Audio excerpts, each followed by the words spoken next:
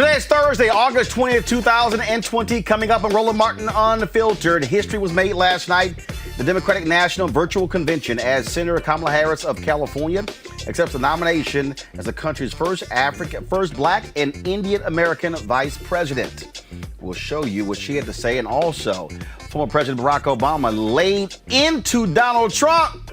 Trump was not happy. He was tweeting in all caps. Also, we'll talk with the head of an Indian American political organization about what Harris's VP not means for that community. Also, folks, another Trump official took a perp walk. This time, Steve Bannon.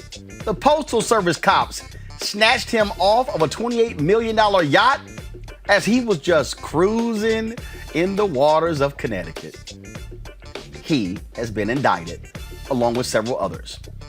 Also, folks, we'll be talking with the first Black president of an NFL team, Jason Wright, who now leads the Washington football team, will join us. And also, Women's March co-founder Linda Sarsour joins us to talk about Joe Biden's campaign dissing and disavowing her after she met with other Muslims who backed him and Harris. Plus, a lawsuit has been filed against Postmaster Louis DeJoy. We'll give you those details.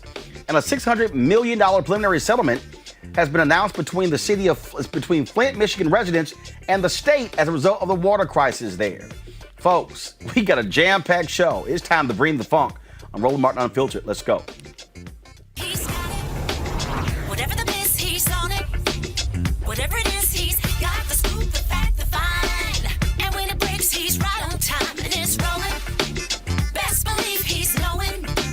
Putting it down from sports to news to politics. With entertainment just for kicks, he's rolling. It's on go, y'all. It's Roland Martin, yeah. Rolling with Roland now. He's funk, he's fresh, he's real, the best, you know he's Roland Martin now.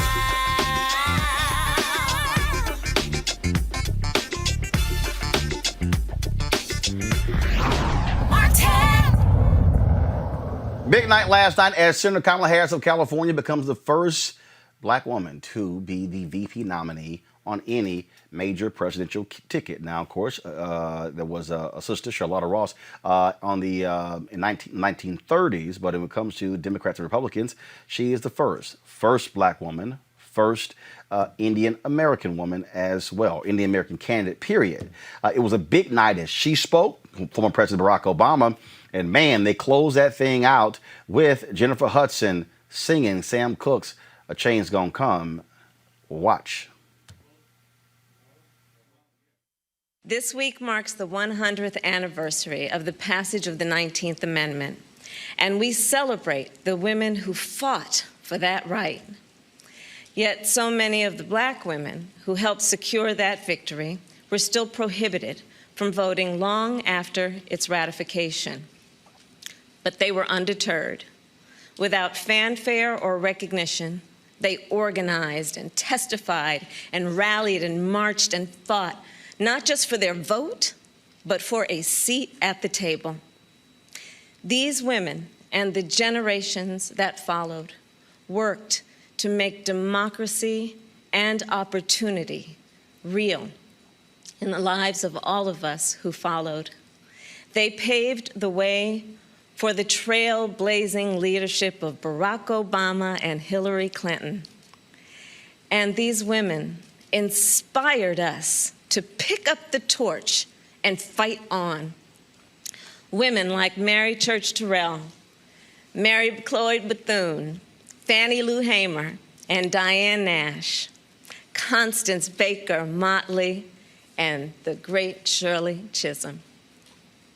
We're not often taught their stories, but as Americans, we all stand on their shoulders. And at every step of the way, I've been guided by the words I spoke from the first time I stood in a courtroom. Kamala Harris, for the people. I have fought for children and survivors of sexual assault. I fought against transnational criminal organizations. I took on the biggest banks and helped take down one of the biggest for-profit colleges. I know a predator when I see one. Donald Trump's failure of leadership has cost lives and livelihoods. If you're a parent struggling with your child's remote learning, or you're a teacher struggling on the other side of that screen, you know what we're doing right now is not working. And we are a nation that is grieving the loss of life, the loss of jobs, the loss of opportunities, the loss of normalcy, and yes, the loss of certainty. And while this virus touches us all, we got to be honest, it is not an equal opportunity offender. Black, Latino, and Indigenous people are suffering and dying disproportionately. And this is not a coincidence.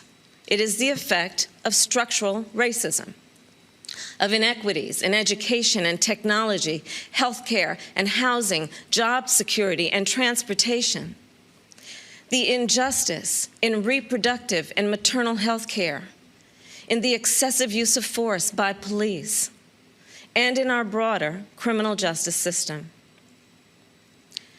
This virus, it has no eyes, and yet it knows exactly how we see each other and how we treat each other. And let's be clear, there is no vaccine for racism. We've got to do the work. For George Floyd, for Breonna Taylor, for the lives of too many others to name, for our children, and for all of us. We've got to do the work to fulfill that promise of equal justice under law.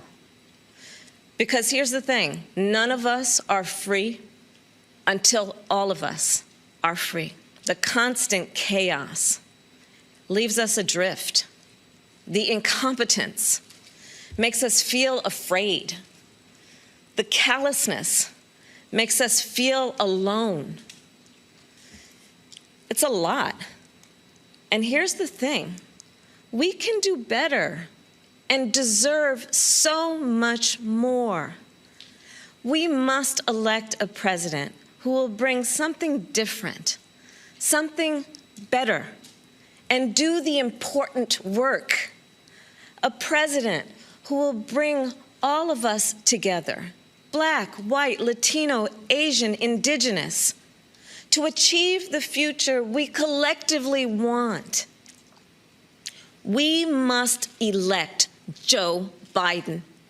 Right now, we have a president who turns our tragedies into political weapons. Joe will be a president who turns our challenges into purpose. So make no mistake, the road ahead is not easy. We may stumble. We may fall short.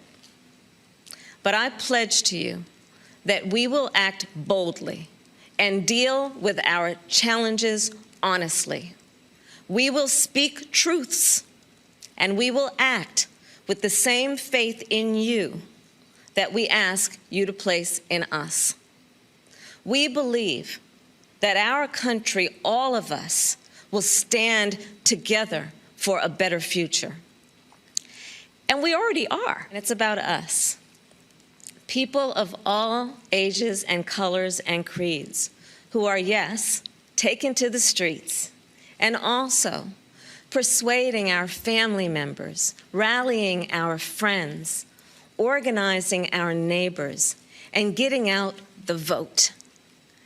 And we have shown that when we vote, we expand access to health care and expand access to the ballot box and ensure that more working families can make a decent living.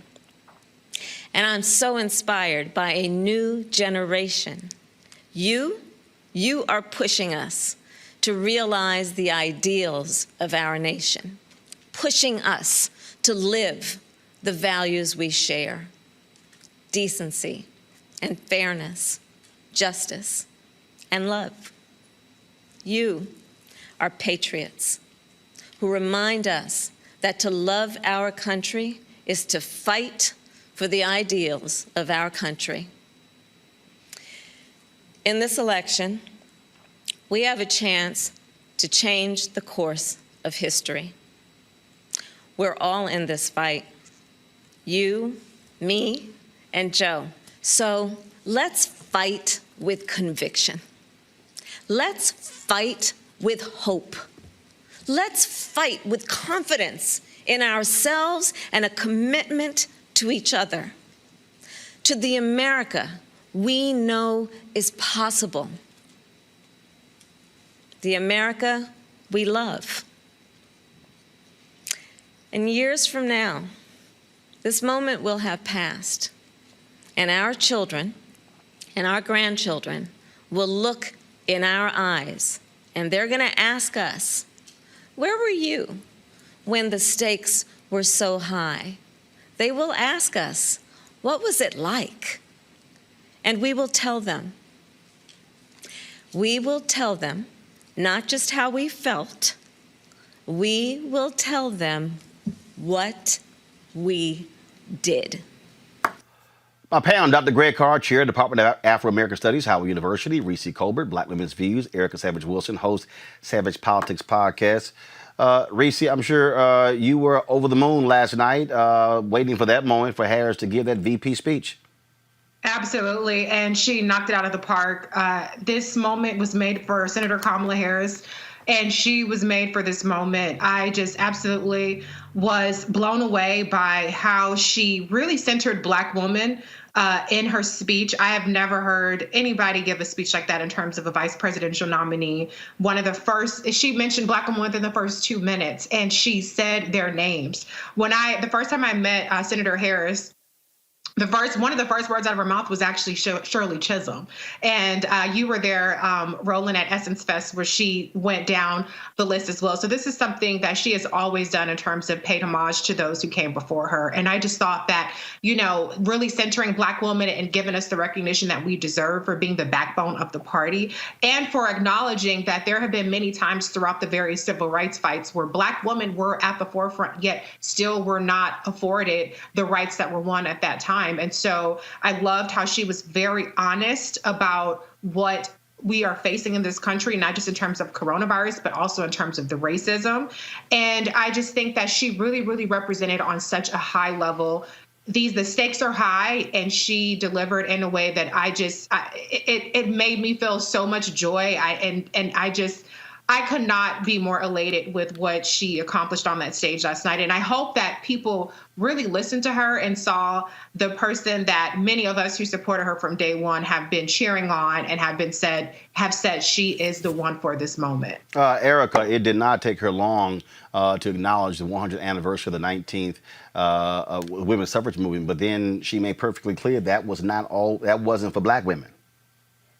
Right? It will always have an asterisk, and it is true. And I think that is what people are going to find that begin to support Senator Kamala Harris in this particular space is that she's truthful and she's very honest, and she does not mince words. One of the parts, what I loved about her speech last night, it felt extraordinarily personal, as Reese already has shared with us, is she did in fact center Black women.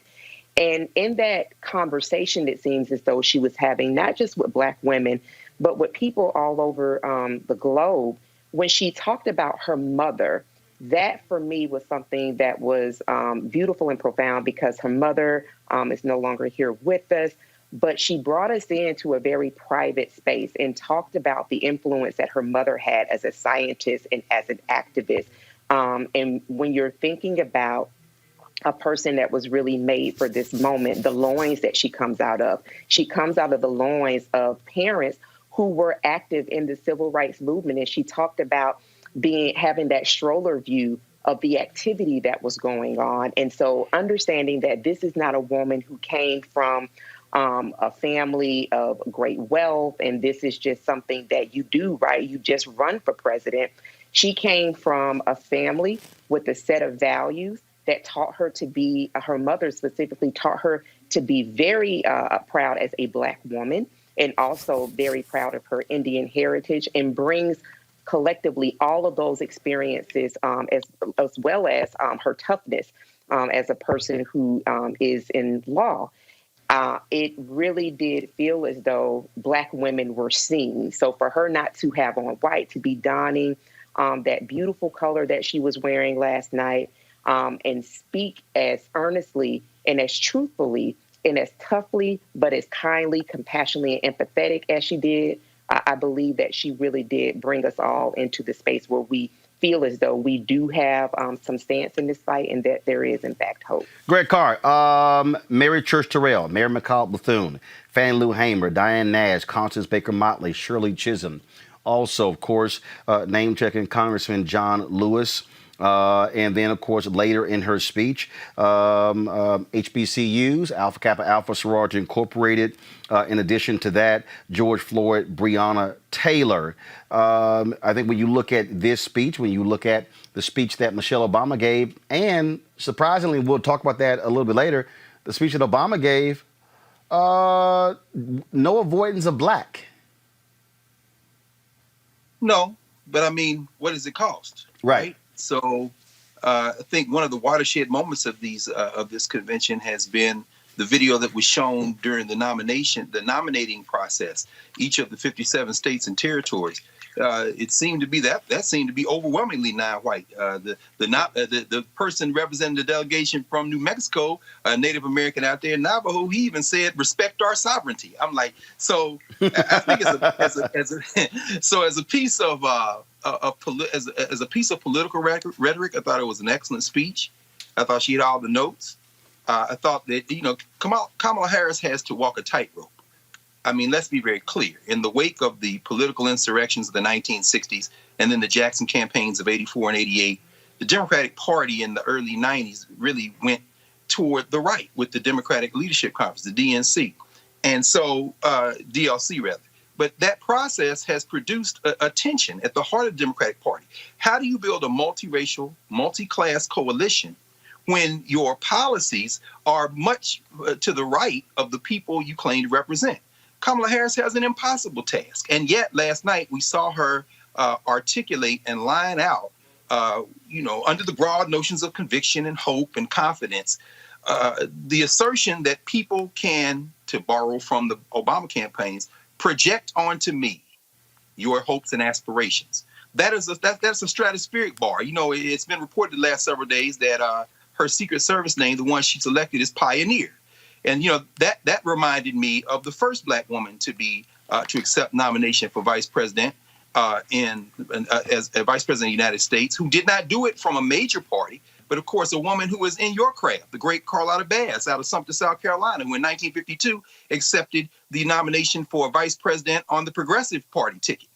And it made me, I went back and reread that speech, and she talks in that first paragraph of her speech about being a pioneer and accepting that role. And what struck me was two things. One, the similarities between Carlotta Bass's speech in 1952 and Kamala Harris's speech in the year 2000, and also the distinctions between Carlotta Bass's speech, where she critiques American militarism abroad, she critiques hypercapitalism, and Kamala Harris's speech last night, where she really does focus on healthcare and education and access and all these things, but has to do it while generating enthusiasm in a party that has already made commitments through Joe Biden, talking to corporate America, to say we're not going to do any new legislation to reel in Wall Street, who has already assured Silicon Valley that we're not going to go that far, and who in a moment, as you said, has assured people that he doesn't stand with Linda Sarsour. So, God bless Kamala Harris. God bless her, because why should a black woman have to not only inherit all those burdens, but somehow entertain everybody's thoughts, particularly the thoughts of those people who were represented in that beautiful video that showed leading up to her speech, that showed all those beautiful sisters and all those folks from all over the country and indeed all over the world who are saying we're projecting our hopes onto you. I do want to do this here. I want to, guys, play the Senator Elizabeth Warren video. Folks were paying attention to her speech, but then others said, what's that in the background? Roll it, please. Today, America has the most COVID deaths in the world and an economic collapse. And both crises are falling hardest. All right, folks, you might no, go back. Y'all see that right over her left shoulder? BLM. That wasn't by accident, Reese. I'm so impressed. Can you tell my impressed face? Greg? Okay. Greg? Here's the problem Democrats have. You raking in billions of dollars from your donors, and you want these Negroes who may get put out of their house tomorrow with rent eviction to vote for you. So I don't even know how you build that big a tent. So that BLM didn't bother me. What bothers me is whether or not they're going to have the courage to beat up on Donald Trump the way we need it. We're going to need to generate enthusiasm. And this convention, these last few days, I done seen more Republicans at the Democratic convention than I have at the Republican, than I will at the Republican one, likely. And so it's all political theater. They're trying to play all the keys on the piano. Sometimes when you do that, you don't make a song at all. Well, the reality, Erica, that's what conventions are. And bottom line is they want to do all the check marks, hit all the notes. And look, they're all well-produced shows. That's what they are. But it's going to be quite interesting to see next week. I keep saying, I think the Republican Party, Trump probably sent one of those emails out asking for actors to apply to even come near close to the amount of color we saw this week. But again, some folks were talking about that imagery that was in the background there in that classroom. That is just odd, particularly when you're looking at the type of classroom, which seemed to be a kindergarten classroom. I mean, that definitely was a stunt. It was theater. But, when we're moving past that and we're looking at kind of like where we are in the country and what's needed, the Democratic Party is a big tent party. And there are a lot of people that really do lean into the party because they feel that it is more malleable than the Republican Party. Because think about it like this. Republicans have a very easy job. They're a white nationalist party. So if you are going to be a part of their party, you have to acquiesce to what their agenda is, which is very narrow, and it doesn't have any room for growth, only if a person is interested in making sure that whomever the dear leader is of that party successfully becomes a dictator, and all of those people around him in that regime become oligarchs. So absolutely, the Democrats do have a lot that's on their plate. But when we think about what actually the citizenry actually depends on, and those individuals that group themselves into a particular party that is about ensuring that people do have the right to vote, Fair Housing Act. When we think about all of those big pieces of legislation, we think about the Democratic Party. And I think that overwhelmingly what this convention was about, even though it is the DNC convention, was actually about unity. And, whatever cynicism that may be met with, we are at a place where for everybody who doesn't have a passport, for those folks, which that is a small percentage here in the United States, for those people who don't have another country that they can drop to, that this is what we have to work with. And there's some people that they don't have a cushion to not vote, so to speak. So the Democrats are really making this work. They're really bringing in a whole host of voices for all of those that are listening to say, and bottom line has been echoed throughout each night. This is about either continuing forward and doing what we can do with what we have with the semblance of democracy, or giving it over to the dictator and the oligarchs completely. All right, folks, in President Barack Obama's speech, I call this, look, he's not going to be an angry guy, but there was like this smoldering thing happening where at one point, I swear he was damn near about to shed a tear because he was kind of pissed off. Roll it, please. I'm in Philadelphia, where our Constitution was drafted and signed. It wasn't a perfect document. It allowed for the inhumanity of slavery and failed to guarantee women, and even men who didn't own property, the right to participate in the political process. But embedded in this document was a North Star that would guide future generations. A system of representative government, a democracy, through which we could better realize our highest ideals. Through civil war and bitter struggles, we improved this Constitution to include the voices of those who'd once been left out. And gradually, we made this country more just and more equal and more free. I have sat in the Oval Office with both of the men who are running for president. I never expected that my successor would embrace my vision or continue my policies. I did hope, for the sake of our country, that Donald Trump might show some interest in taking the job seriously, that he might come to feel the weight of the office and discover some reverence for the democracy that had been placed in his care. But he never did. For close to 4 years now, he has shown no interest in putting in the work, no interest in finding common ground, no interest in using the awesome power of his office to help anyone but himself and his friends.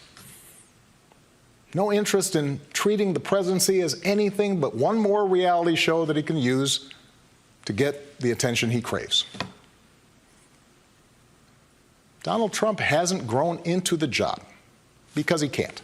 For 8 years, Joe was the last one in the room whenever I faced a big decision. He made me a better president, and he's got the character and the experience to make us a better country.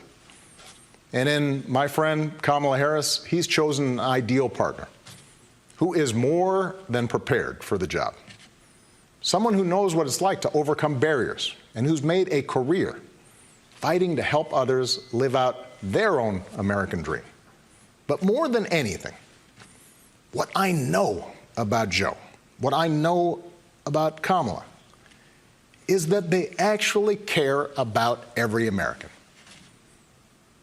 and that they care deeply about this democracy.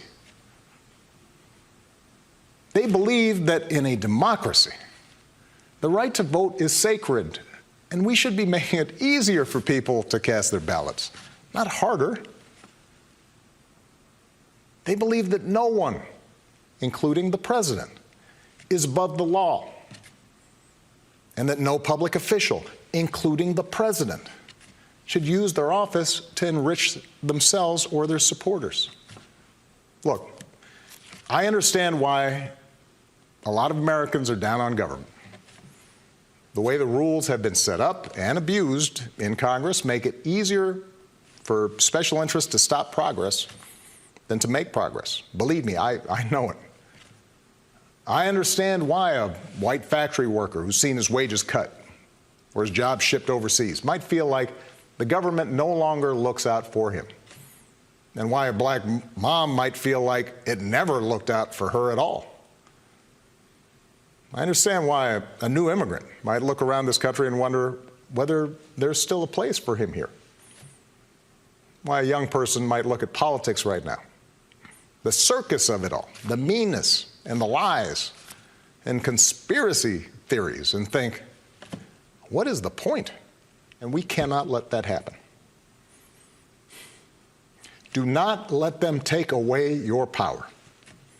Do not let them take away your democracy. Make a plan right now for how you are going to get involved and vote. Do it as early as you can and tell your family and friends how they can vote too. Do what Americans have done for over 2 centuries when faced with even tougher times than this. All those quiet heroes who found the courage to keep marching, keep pushing in the face of hardship and injustice. Last month, we lost a giant of American democracy in John Lewis. And some years ago, I sat down with John and a few remaining leaders of the early civil rights movement. One of them told me he never imagined he'd walk into the White House and see a president who looked like his grandson. And then he told me that he had looked it up. And it turned out that on the very day that I was born, he was marching into a jail cell, trying to end Jim Crow segregation in the South. What we do echoes through generations. Whatever our backgrounds, we are all the children of Americans who fought the good fight. Great-grandparents working in fire traps and sweatshops without rights or representation. Farmers losing their dreams to dust. Irish and Italians and Asians and Latinos told, go back where you come from. Jews and Catholics, Muslims and Sikhs made to feel suspect for the way they worshiped. Black Americans chained and whipped and hanged, spit on for trying to sit at lunch counters, beaten for trying to vote. If anyone had a right to believe that this democracy did not work and could not work, it was those Americans, our ancestors. They were on the receiving end of a democracy that had fallen short all their lives. They knew how far the daily reality of America strayed from the myth. And yet, instead of giving up, they joined together. And they said, somehow, some way, we are going to make this work. We are going to bring those words in our founding documents to life. Greg, again, it's not going to be fire and brimstone. That was a little, as Robin Harris, I'm pissed off to the heights of pistivity. Your take on what Obama had to say. Well, brother, as my friend, the great Ethiopian filmmaker Haile Green often says, black folks feel like they can't slay the dragon, they go into fantasy. I understand why President Obama could get emotional, because he has banked everything, as have so many, on aspiration. But the simple fact of the matter is Donald Trump stole the election in 2016. And to be there at the Constitution Center, I was there at outside the Constitution Center that day he gave that speech on race, where he threw Jeremiah right under the bus. And I understand that, you do that because you're banking that the future is going to be better than the past. But you also are banking that you don't have to speak truth to power completely, that it can be kind of implied. And so what we saw with Brother Obama last night is a man who realizes that this whole thing could go down the tubes very quickly. Again, I think about the fact that, what Gil Scott-Heron say in 1774 and Winter America, the Constitution, a noble piece of paper with free society, struggled, but it died in vain. And again, I encourage everybody to go back and read Carlotta Bass's acceptance speech from 1952, because she says, for 40 years, I've been the editor of the largest Negro newspaper in the West, and, of course, the first Black woman to edit a daily newspaper, the California Eagle. She says, I have stood on a watchtower and watched the rising tide of race hatred and bigotry and watched this country move against anybody who believed the Constitution was something more than a yellow piece of paper trapped in a glass at the archives. She said, you know, when you think about this project, you have got to speak to truth to power in the moment you have it. Barack Obama became president of the United States in part because he was able to sync the politics of personification with the politics of policy. And what we have reached now, we've reached a moment in society where we are at the notion of personification politics. So Joe's a good guy. We got to vote for Joe because he stood up. And then people are going to respond with, well, what about the crime bill? In other words, let's try to make the person as perfect as we can. That is a huge mistake, because we must talk about policy politics. Because if you overburden this guy, Joe Biden, who already looks almost like a mummy, then you're going to rise and fall with every gaffe, with every stumble. What the Democratic Party is going to have to do now is energize a base in a way that really, if they were smart, should kind of pull back a little bit from personification politics and dig in very heavy, especially with the grassroots. And I know these sisters are doing it. Melanie Campbell, so many others. I mean, Reese, of course, Erica. I mean, they're meeting them. But we got to move on policy now, almost as if we don't care who the presidential nominee is. I'm just afraid if we don't do that, we could be on the verge of, which is why he kind of teared up, the collapse of this project, brother. Reese, when he normally does not name check Donald Trump. He did this time. Yes, he did. I wish that he would have name checked the Republicans, because they really got off easy. I mean, he kind of made more vague references to like Congress and a little both sidesism to me. But I do think that I appreciated that President Obama kind of backed away from some of his more aspirational kind of kumbaya talk and really laid bare a lot of the challenges that we are facing, because I think we aren't really in the mood for kind of people blowing smoke up our ass in terms of what's really capable. I think we really do need to hear some of these harder messages.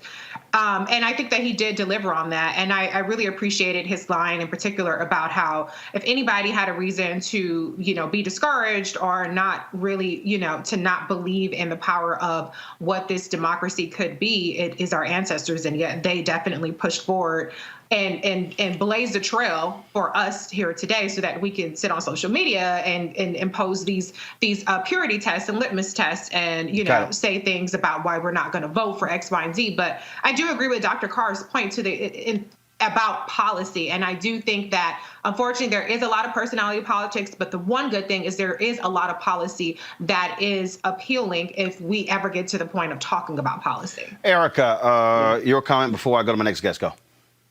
Yeah, I agree with Dr. Carr and Reese said, particularly about that policy piece.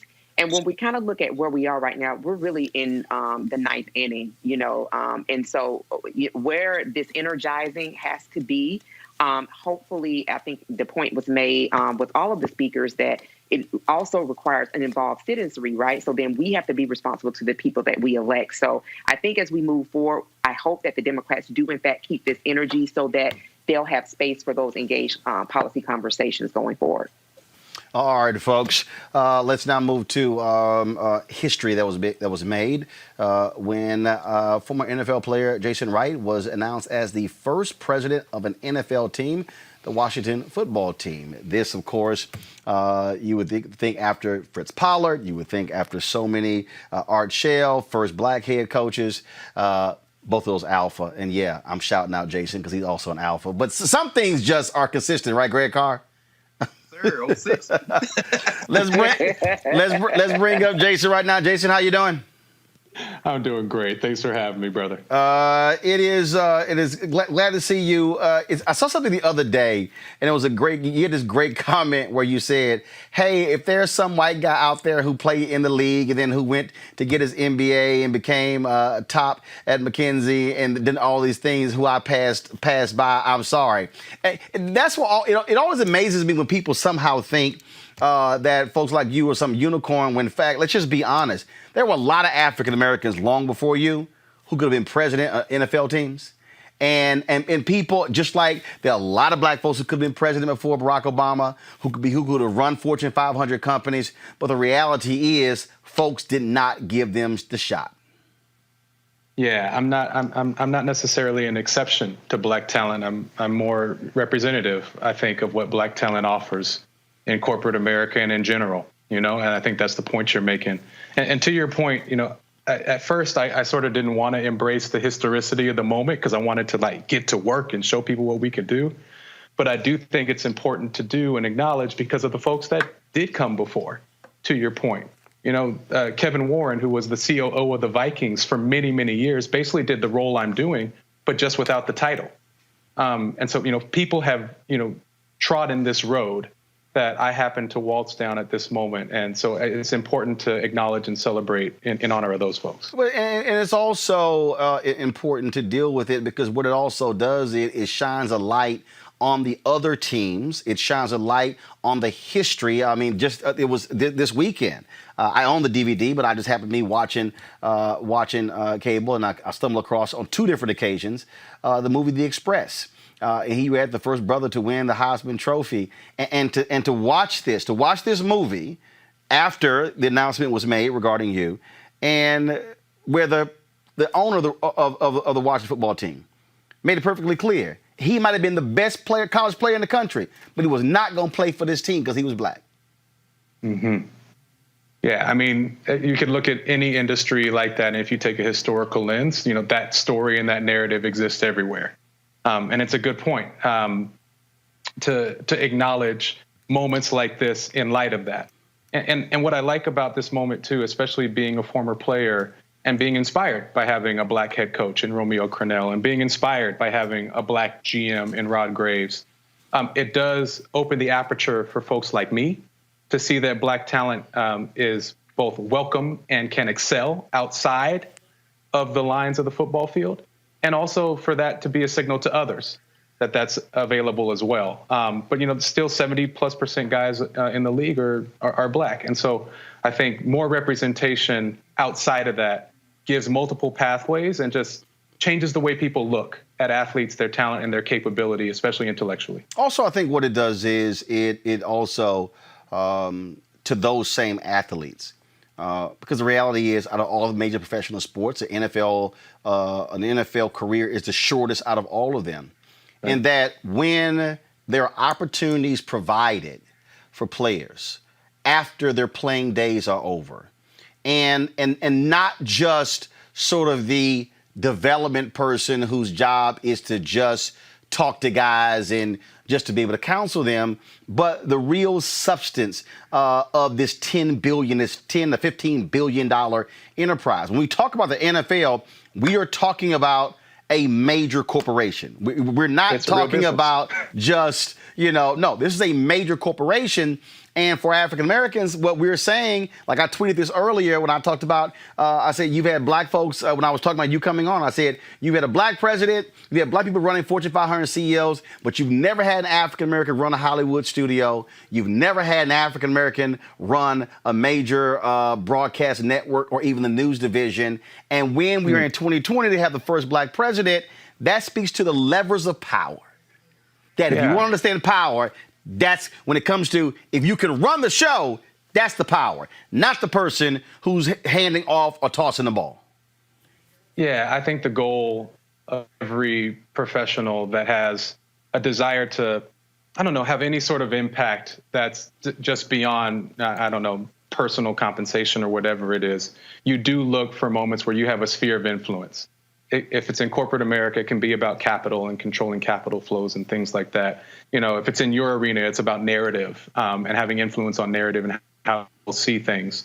And I think, for all of us, we bring our identity into that for sure.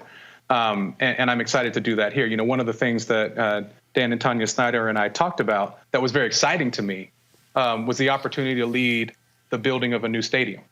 And we have to go through location, and all of those questions. But irrespective of location or anything like that, so much of my research at McKinsey was focused on equitable and inclusive growth. So if I think about all the capital that is going to go into a stadium build and the businesses that would profit from being a part of that, and then all the capital that will flow from that stadium as it's operating and being a retail hub and state-of-the-art and an anchor institution for families in the area, the revenue generated from that, to what communities will that go, and how will it lift the economic outlook of an entire region in a more equitable way? That's a lens from my identity and my passion that I bring to it. And I think that's the exciting thing about trying to be in a position like this. When you also talk about when you see it, you can actually achieve it. When I think about the number of African Americans who have done things and they said, because I saw somebody in that position, so therefore wow, now I can actually do that because I see somebody who looks like me. We hear the exact same thing, that for when Kamala Harris gets named, I mean, that speaks volumes to black women and women of color. Say, I'm seeing me. I think back to when I went to one of the Houston Texans games with my brother and his wife and his children, and I have a nephew, Chris. And it was very interesting because Wade Phillips was defensive coordinator for the Houston Texans, and so we were waiting to meet the players and the family and coaches, and I introduced him to my nephew, introduced my nephew to him, and he says, "Hey, Chris, what position you want to play?" I said, "Oh, no. Chris ain't been raised to play ball. Chris is being raised to own the team."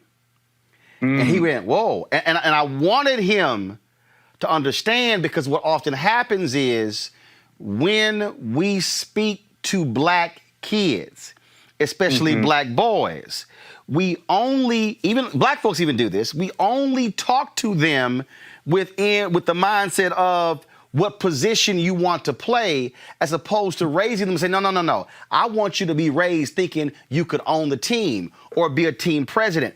And even though you played, I'm sure your deal wasn't, I'm not just trying to be a player, I want to go beyond that. Yeah. Well, I mean, I had the fortunate factor of limiting talent that made me think about my brain beyond my legs. But I'll tell you this, my parents were really sticklers on making sure that I had options beyond just playing ball to, really get to a sphere of influence, as we talked about. And I remember I had already gotten a college scholarship to Northwestern to play ball. And my parents still made me write essays and apply to a bunch of other schools. And I remember what I wrote my essays about. I wrote about why being a professional football player was not a long-term career trajectory that I would ever be able to rely on. That's just how ingrained they put that in my head. And so I think there's something to what you're saying. And I guess I've never really acknowledged it, but I guess in the back of my mind, that helped lead to a role like this, where I'm excited to expand the value of the franchise, work with new and great people, and take on some real interesting and important challenges. You also, speaking of those challenges, I mean, you walk into a tough situation. Of course, they had to force to change their name. Of course, the story that came out dealing with the issue of sex and culture there when it comes to a variety of issues. And we haven't got to the fact that the team has sucked. You got a hell of a job.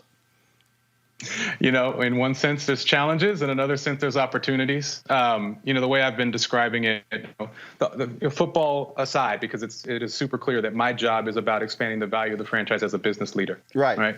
Coach Rivera's got the team.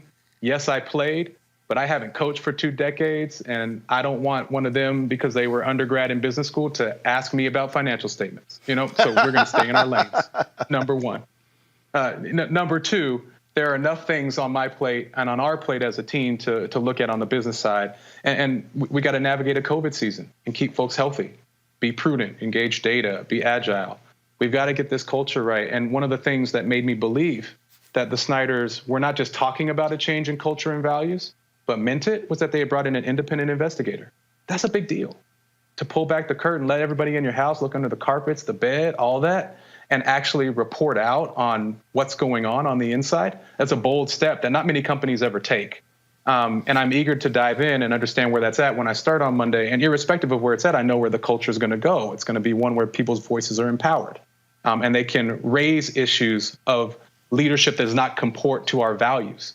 It's going to be one where diverse voices are brought to the table on the decisions that matter the most for the direction of the franchise, especially women's voices.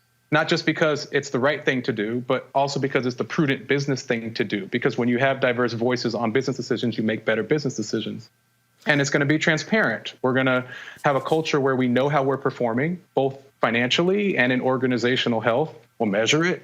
And it's not to hold it over folks' heads. It's to know where we need to invest, where we need to develop our talent more and allow people to innovate. Because sports has great talent. We just need to unleash it. I like to allow my panelists to ask one question. Folks, if y'all can make it brief with the question, because I've got two guests in the next 15 minutes. So I'm going to start with Erica. Your question for Jason. Yeah, congratulations, Jason, to you. And Thanks. Just very briefly, you talked about your first 100 days. Could you just briefly share what is your number one priority in your first 100 days as president of the Washington football team? That's a good question. I never like to be boxed into one, but I'll try. I've laid out two of them already, so I'll skip those because I already said them. The other one is really figuring out a new and revised approach to fan engagement. I think what I've learned over the last few days, being exposed to our fans in a new way, being announced and exposed to our fans in a new way, this is a deeply passionate fan base, and they are emotionally invested in this team. And those emotions are in a wide range right now because this is a big time of transition, and transition is hard for folks, you know? Yeah. And so I think I've become very aware of helping our fans, not because there's anything I can do to make them happier in this moment or to help them immediately get through things, but I can listen and I can be present and I can be visible. And there's a real hunger for that. And so can the rest of us in the organization. And so I need to figure out a real rigorous way and structured way of doing that so people know that we're about something different this time. Reese. Congratulations, Jason. My question for you is there anything in particular that you feel like you did to help get yourself in this position? Because I know that Black people lack a pipeline to ascend to the heights that you did. And so is there any kind of particular step that you took? Oh, that's a really good question. I think there's a couple things that I did or that I recommend people do. I don't want to take too much credit because a lot of this is just opportunity happening at the right time. You know, I can't take too much credit, but a couple things I did, and then a couple things that I try to think, which I think is equally important to doing. A couple things I did is I followed my intellectual curiosity. I think a lot of times we maybe get funneled into things that are familiar. But I'm a nerd, and I wanted to learn about things and consume information. And I found stuff that I was excited enough about to put in the work to learn about. For me, it was analytics and financial statements and mathematics. And I just ate it up when I retired from football and just went for it. So I think there's something about doing that and then finding people that have the expertise to help you do that, because we don't always have those folks proximate in our circles, you know? But then on the thinking side, I think we just have to remember that when we walk into a place where, especially a person of color, where I may be the only or the first or whatever it is, that I actually belong. And related to that, that is not a set aside, there's not a lower bar, that I belong. And then secondarily to that, or related to that, is that I need to remember my strengths. I'm not perfect. I have weaknesses. I think I have the things I need to develop, but I damn sure know what I'm good at. And when things get tough, I come back to those things that I know are my core strengths and I rest on those. And the last one is, pushing myself to be a little bold and a little brash. I do feel like opportunities, especially in corporate America, favor the bold. And the more that I can be a little more forward leaning without being arrogant and off-putting, it helps a ton. Alphas are never last, but Greg Carr, since you are a fellow alpha as Jason, you get the last question. First of all, thank you, Brother Roland. Congratulations, Pratt. Thanks. Oh, by the way, my vote is for red tails. So if you hit the table, brother, red tails from Brother Contender. He's already said it's not going to be red tails. Right? He already said it's not going to be red tails, but go ahead. I got you. Well, that's all right. But maybe this is from watching too many episodes of Ballers, brother. But in addition to being the first brother, you're also the youngest in the league. Yeah. Do you think that in this moment when everything is being renegotiated, that gives you an inside straight with younger players, with the agents, as we see more black agents and people of non-white folks being agents. Does this give you an opportunity on your way to ownership? We're just gonna claim that right now. Maybe it's too many episodes of Ballers, as I said. But does this give you an advantage, perhaps, that every other GM in the league doesn't have? Yeah, I hope it does. Team president, not. Yeah, no. I hope it does. I hope that youth helps in a few ways. It affects how I think. It affects the things I've been exposed to. I do think there's an ability to connect to the player experience that is not necessarily important for running the team, because Coach Rivera's got the team. But as we think about how that's incorporated into the brand and how we engage players and alumni and bring them into the way that we engage fans and redesign the fan experience, I think it will help. And I do think there's a little bit of proximity to pop culture, whatever you want to call it, that will help us being really innovative and maybe a bit disruptive with the ideas that we bring to the table around redesigning the fan experience and things like that. So I hope it helps. But I also really value the sage expertise that exists in the organization that I want to preserve, because we need that dynamic of all of these things coming together. You don't need some wild ass young guy's idea that isn't rooted in the pragmatics and practicality of someone who's been in the industry for 30 years and knows what works, in peer-to-peer marketing or working with sponsors. So I think I'm looking to bring what I am, but also make sure that we have a team around me and everybody there that's balanced and gets us to a good answer. All right, then. Frat, we certainly appreciate it. Thank you so very much. Good luck. I just have one request. I am from Houston, Texas. I came out the womb hating the Dallas Cowboys. Henry claimed everybody, he a big time, my production guy, big time Dallas Cowboys fan. I just have one request. You understand? I hate the Cowboys more than I hate the Klan. So I just have one request. I need y'all to beat their ass twice a year. That's all. I mean, y'all, look, I know you want to win. Y'all can lose the other 14, 15 games. Just beat them twice a year so we can shut his mouth when y'all play him. That's all I ask. I promise Coach Rivera I wouldn't touch football stuff at all, but I will speak on his behalf here and say that is 100% in the plan. Thank you very much. I appreciate that. Jason Wright, thank you very much, Pratt. Take care. Good luck. Y'all. All right, folks, got to go to a break. When we come back, Linda Sarsour will join us. She, of course, was a Bernie Sanders surrogate. She did an event earlier this week, Muslims for Joe Biden. The Biden campaign disavowing her, says she has nothing to do with the campaign. We'll get her response next, right here on Roland Martin Unfiltered. You want to check out Roland Martin Unfiltered? YouTube.com/Roland S. Martin. And subscribe to our YouTube channel. There's only one daily digital show out here that keeps it black and keep it real. It's Roland Martin Unfiltered. See that name right there? Roland Martin Unfiltered. Like, share, and subscribe to our YouTube channel. That's YouTube.com/Roland S. Martin. And don't forget to turn on your notifications so when we go live, you'll know it. Census takers will be visiting households to make sure we are counted. Too much is at stake. Respond online today. Shape your future. Start here at 2020census.gov. As our community comes together to support the fight against racial injustice, I want to take a second to talk about one thing we can do to ensure our voices are heard. Not tomorrow, but now. Have your voices heard in terms of what kind of future we want by taking the 2020 census today at 2020census.gov? Now, folks, let me help you out. The census is a count of everyone living in the country. It happens once every 10 years. It is mandated by the U.S. Constitution. The thing that's important is that the census informs funding, billions of dollars, how they are spent in our communities every single year. I grew up in Clinton Park in Houston, Texas, and we wanted new parks and roads and a senior citizen center. Well, the census helps inform all of that and where funding goes. It also determines how many seats your state will get in the U.S. House of Representatives. Young black men and young children of color are historically undercounted, which means a potential loss of funding for services that helps our community. Folks, we have the power to change that.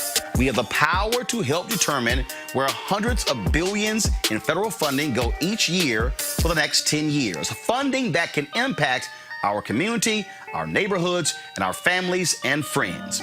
Folks, responses are 100% confidential and can't be shared with your landlord, law enforcement, or any government agency. So please take the 2020 census today. Shape your future. Start at 2020census.gov.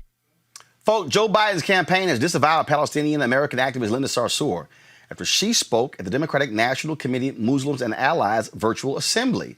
She appeared at the online meeting of Muslims who will be campaigning for Biden for president. Biden's campaign spokesman Andrew Bates said this in a statement to CNN that Biden and the Democratic platform condemns Sarsour's views and opposes the boycott, divestment, and sanctions movement. Sarsour has been involved in a number of controversies over her activism related to Israel. Also, of course, she's one of the co-organizers of the Women's March. She joins us right now. Linda, glad to have you back on Roland Martin Unfiltered. So this is, you were a surrogate for Senator Bernie Sanders. You were out there, you were advocating for him. This particular event, were you invited to participate in this event? And did that come from activists? It come from the party? Thank you so much, Roland, for having me here today. What's really interesting about this particular controversy that I'm in, Roland, and you followed many of my controversies, is that it was unprovoked. Nothing actually happened. Was I a former surrogate for the Bernie Sanders campaign? I am an official delegate to the DNC. I am a delegate from the great state of New York. There was a Muslim delegate assembly, which means that all Muslim delegates are invited to it.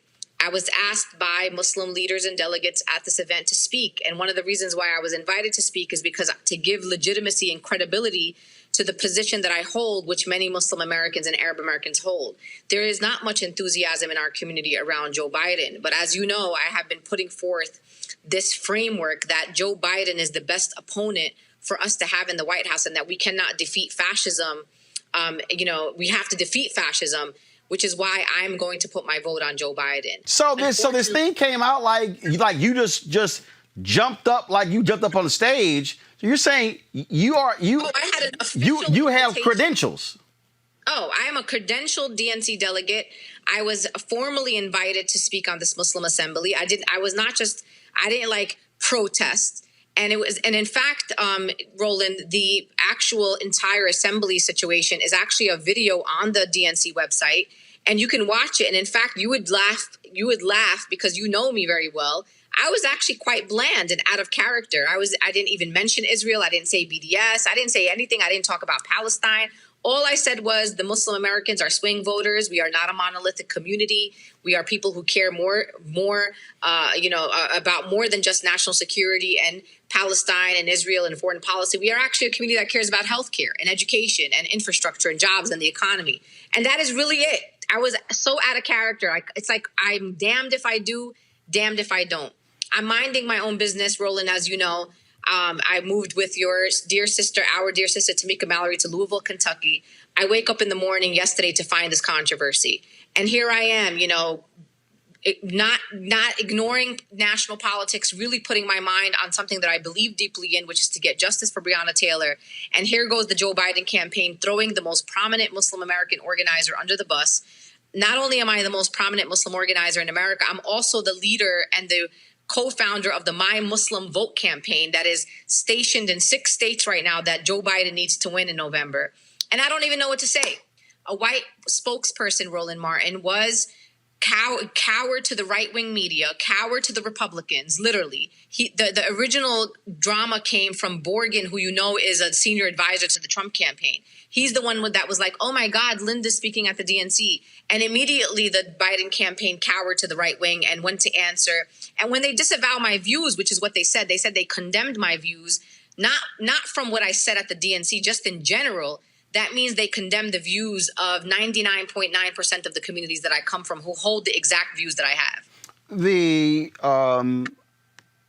So it has to be perplexing or difficult for you to sit here and go, okay, I'm a delegate, which means you actually got to vote on the nominee.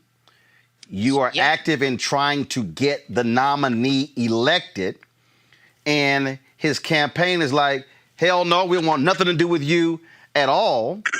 And my views, they want nothing to do with my views, which means those views are not welcomed in the Democratic Party, which by default means that my whole community is not welcomed in the Democratic Party, because the views that I hold, Roland, are mainstream in the communities that I come from.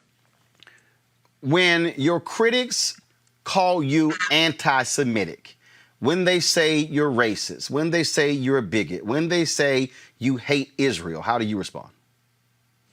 My track record, Roland, is very clear. I have been working with Jewish American communities for the last 2 decades. They all have come out. Many of them have come out in solidarity each time that I've been attacked for being anti-Semitic. The bottom line is what I am is a Palestinian American. What I am is someone who challenges the narrative around the state of Israel. I am someone, Roland, who is going to be unapologetic about who I am, just as Roland is unapologetically Black.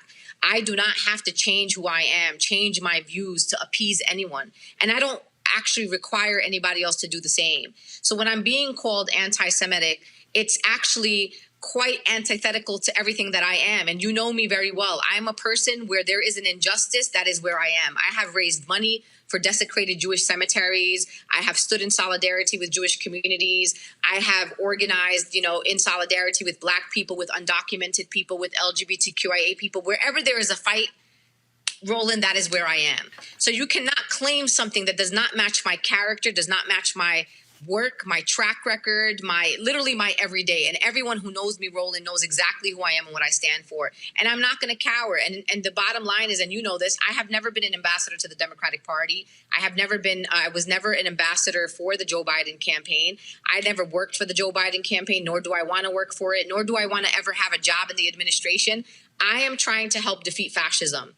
And if the Biden campaign doesn't understand why my voice is important, not only do I bring Arab American and Muslim voters to the table from states like Michigan, which we have to win in order to win this general election, I also bring progressives to the table. I bring Bernie supporters to the table. I am very well respected in the progressive movement. So if you want to throw under the bus one of the most prominent women organizers in the country, you do that, and you're going to have to lay in the bed that you made. The last thing that I'll say about this, in this segment, Roland, is that while I was watching the women's tribute, I don't know if you watched it yesterday. I did. Listen, forget Linda, put me to the side, right? Make believe that nothing ever happened to me and I'm great. Did you notice, Roland, that they were showing footage of all these women who won office, their victory speeches, these really emotional moments? Did you notice that 2 of the most prominent politicians in America, which are Congresswoman Rashida Tlaib and Congressman Ilhan Omar, were nowhere to be found? So you wanted to show us everyone else that made history, but you left out the 2 Muslim women, you left out the Palestinian women. Then you want to disavow me, and then you show footage of the Women's March on Washington, and you in fact show my photo, like I'm in the video. So how does that make sense, Roland? How do you use my labor to act as if the Women's March somehow was connected to the Democratic Party, which it was not? Never been funded by the Democratic Party or sponsored by the Democratic Party. And then you literally delete and erase 2 of the most prominent politicians who come from these communities, also representing Midwestern states. Rashida's from Michigan, Ilhan's from Minnesota, and you need to win both those states in order to go to the White House. And on top of that, there is not one single Muslim American on top in the entire main stage. You will not see a Muslim American in the main stage of the DNC. Why is that, Roland? Why are we a community directly targeted by Trump? The bigotry that we've experienced as Muslim Americans in the last 20 years, especially during the last 2016 campaign into now. And for some reason, this particular brand of the party and the Biden campaign have erased us like we don't exist. Okay, then I don't know how you're going to ask me for my vote if I don't exist, if my community doesn't exist. But before I go to my panel with their questions, I do have to ask you this, and that is, and a lot of people did not realize this, but in 2000, George W. Bush was very aggressive in courting Muslim voters. Grover Norquist played a huge role in organizing that. Bush raised money from Muslims. He got a significant number of their votes. You made the point that Muslim voters are swing voters. Fact of the matter is, the fastest growing segment among Muslims in America are African Americans. Absolutely. So with this whole deal here, do you believe that the Biden campaign is potentially turning off Muslim voters and now saying, okay, are we not going to examine every single one of you and what you support and who you backed before? Oh, it's not maybe. It already happened. I mean, every major Arab American and Muslim American organization has sent out letters publicly and privately to the Biden campaign at this moment. There are conversations happening in the campaign. When you say to someone, if I say to you, Roland, that I condemn all of your views and you carry views that 99% of the people in your community hold, that means we're all not welcomed. And so my community right now is absolutely enraged. They are outraged right now. And what they're asking for from the Biden campaign is a retraction. They're asking for an apology, and they have to commit to a big tent party where we have the understanding that unity is not uniformity, and that the reason what makes us different than the Republican Party is we are not monolithic, and there is no way that we can have a party where we are all going to agree. And if my views and the views of my community are not welcomed in the Democratic Party, the Democratic Party is not going to be a successful party. Muslim Americans are swing voters in Michigan, in Pennsylvania, in Virginia, in Florida, and in Texas, and in Minnesota. Ilhan Omar represents the city of Minneapolis. And right now we just saw a poll that came out where Donald Trump and Biden are literally tied in a place like Minnesota, and Biden is only ahead of Trump by 3% in the state of Michigan. We cannot repeat 2016 over. So my community right now is outraged. I'm going to still tell my community, look, we got to defeat fascism, but I cannot convince people and do the work and the dirty work of the Biden campaign. They have to step up. They have to say they made a mistake, and they have to apologize. And then hopefully my community will come around after that. Question first off, Erica.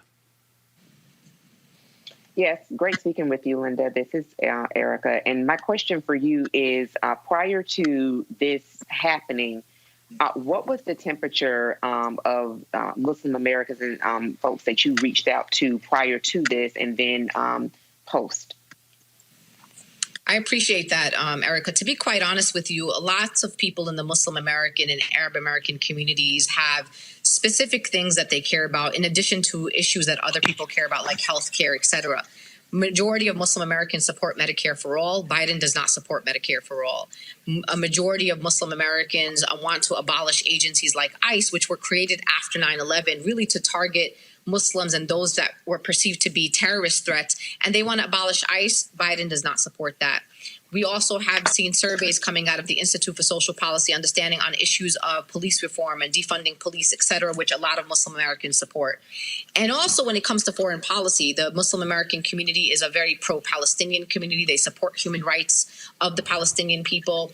And it's not something that, unfortunately, Biden has a track record in. So the temperature check was, okay, Linda, we don't like Biden. We don't think he represents our values. We don't think life is going to be better after, better with a Biden administration. It may not get worse, but we don't know if it's going to get better.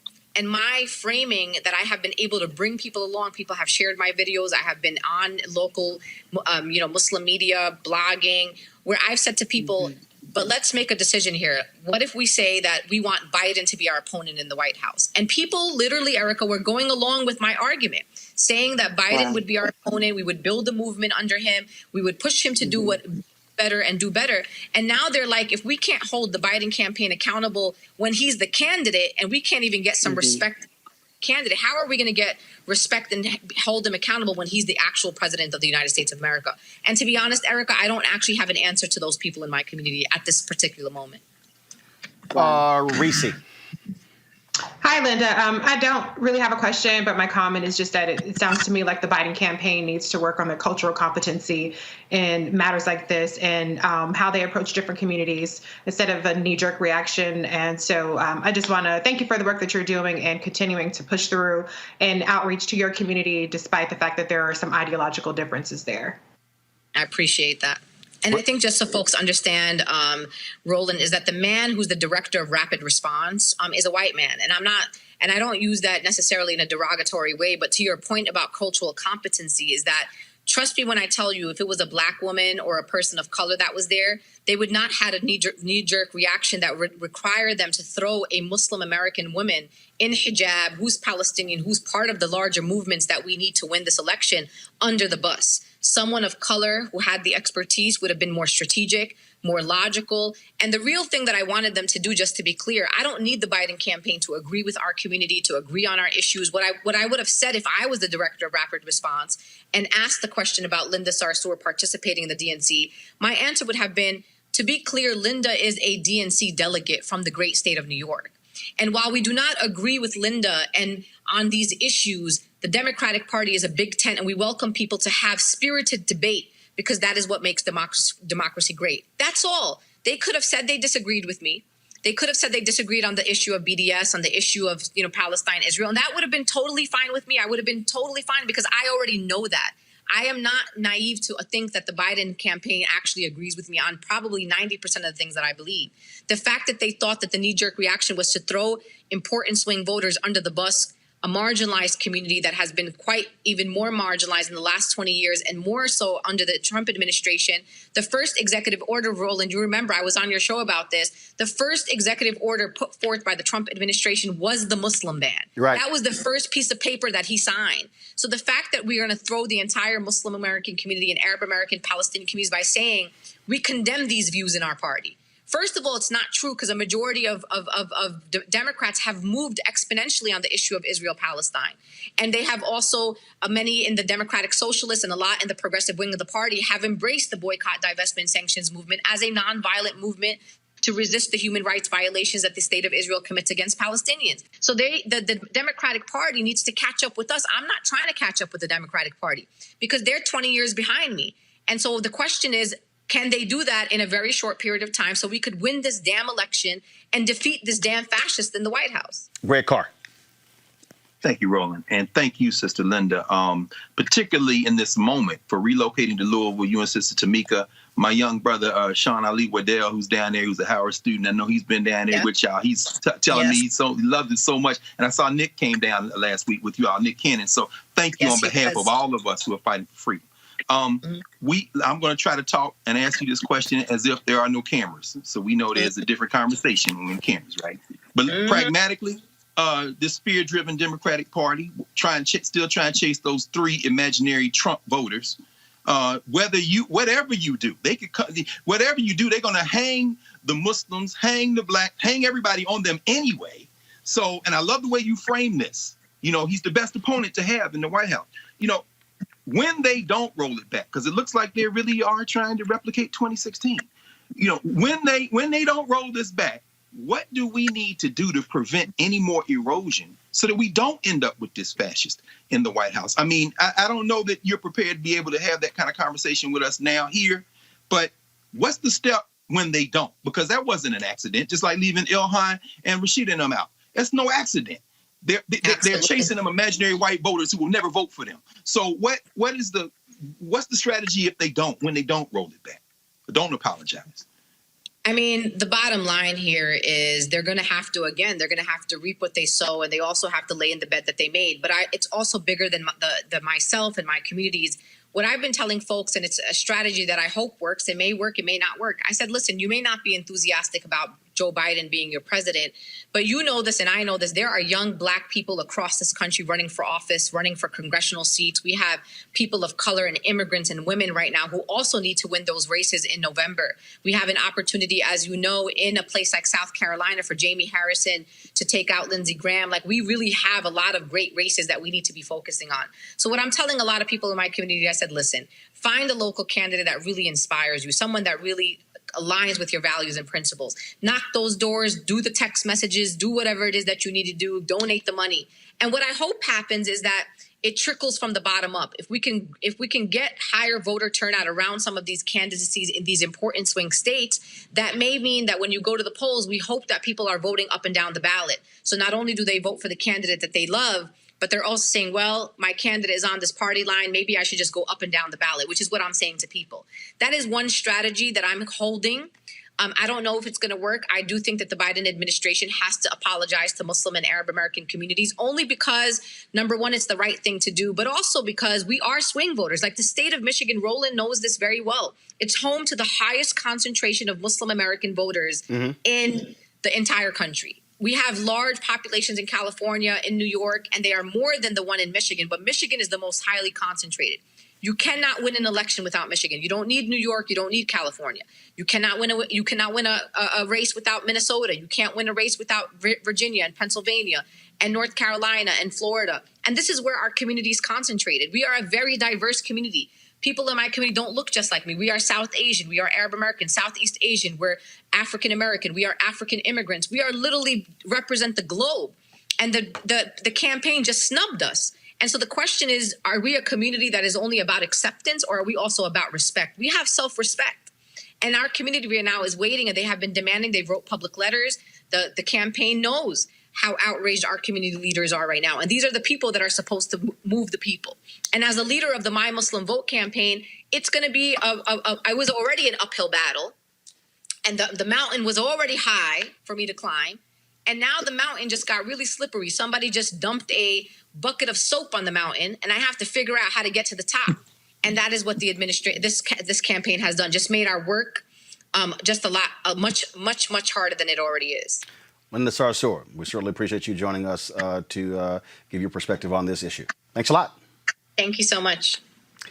Folks, the Lawyers Committee for Civil Rights Under Law is suing Postmaster General Louis DeJoy and the United States Postal Service for the actions intended to disrupt the 2020 election. They are suing on behalf of the National Urban League, Common Cause, and the League of Women Voters to challenge the actions intended, again, as I said, to disrupt the 2020 election. Joining us right now is Kristen Clark. She's the President and Executive Director for the Lawyers Committee for Civil Rights Under Law. So, Kristen, what is the basis of your lawsuit?